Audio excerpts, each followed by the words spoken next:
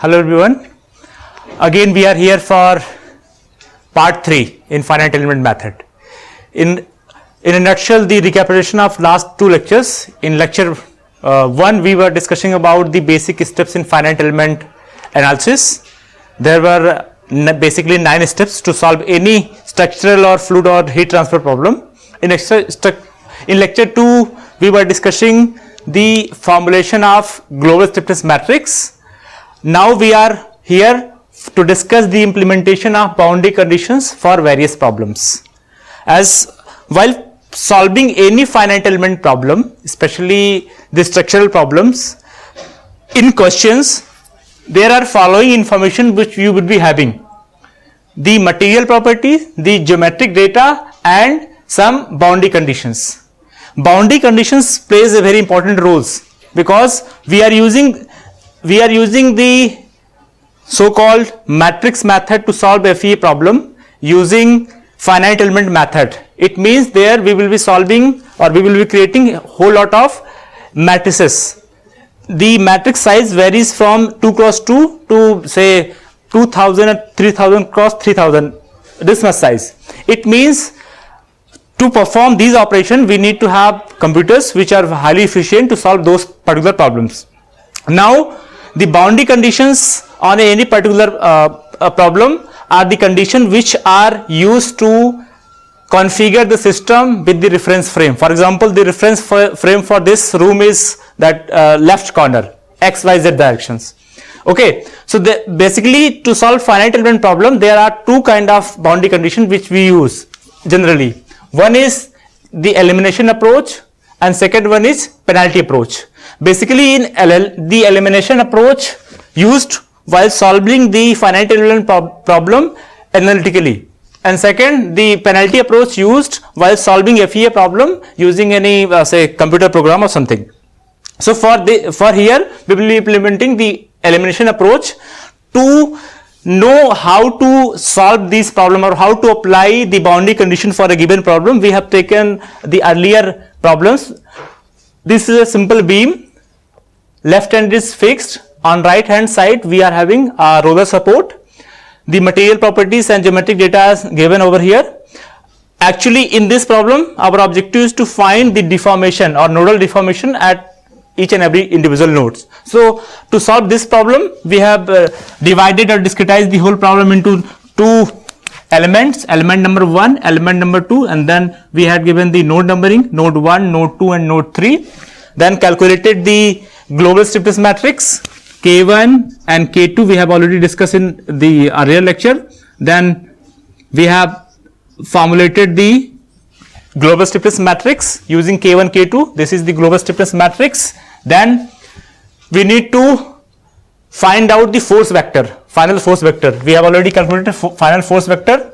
Then we need to find out the nodal displacement vector. This is the final nodal displacement vector. It means we are having equation 1, equation 2, equation 3. It means stiffness matrix, the load vector and the displacement vector. Now while forming any finite element problem, this is the general equation where we need to input each and every conditions.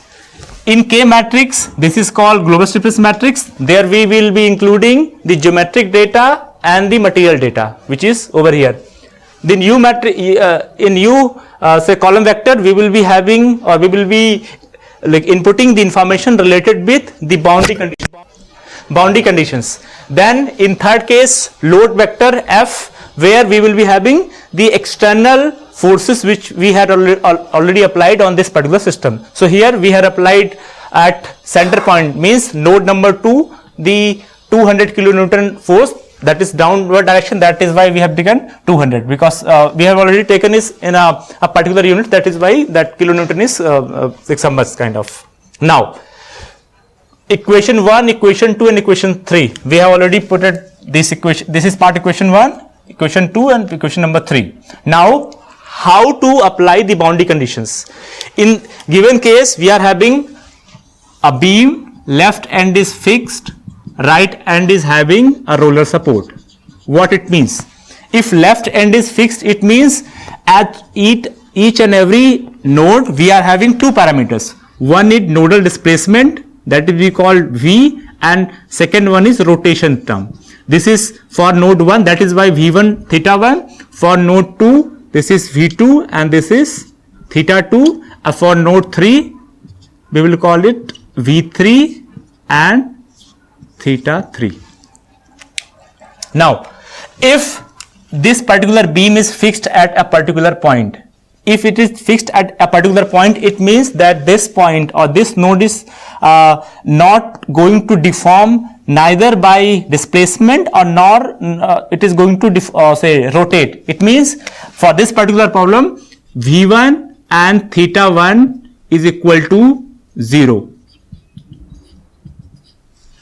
At second point, at node number 2, there is nothing like any boundary condition. It means there would be deformation.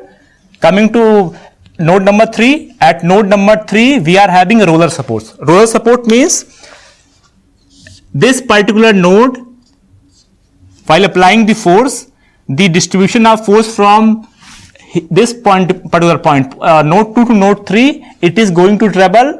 On that basis, the node 3 is going to go left or rightward directions, but it is not going to have the vertical component or displacement in vertical direction. If it is not going to have a displacement in vertical direction, it means here V3 will be equal to 0. So V1 is equal to 0, theta 1 is equal to 0, V3 is equal to 0.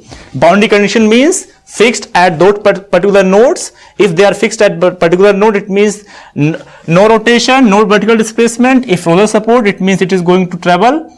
It means theta will be having some values which we are going to find out, but vertical displacement will not be there. So V3 is equal to 0. So these three values, because we are already now we know that V1 theta 1 and V3.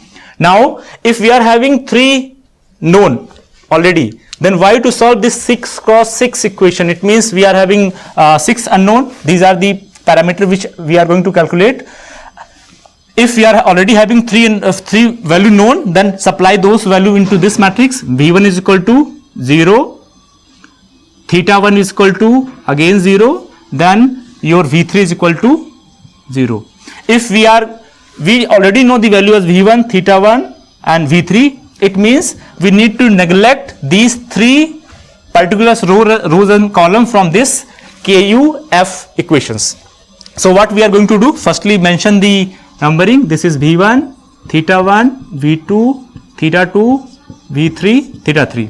This is V1, V1, then this is rotation term, V2, theta 2, V3, theta 3. Now the values which we already know, V1 is equal to 0, it means we are going to remove first row because V1 and first column V1. In similar way, we already know the value of theta 1 means theta 1 row and theta 1 column we are neglecting. Then we know V3 means V3 row and V3 column. Once we have particular neglected these values, now our matrix size, the K size is reduced to 3 cross 3, the vector size is, or your U vector is reduced to 3 cross 1 and the F reduced to 3 cross 1. Now we need to supply or we need to rewrite this KUF equations. Sorry, where is duster? Okay. To rewrite this equation,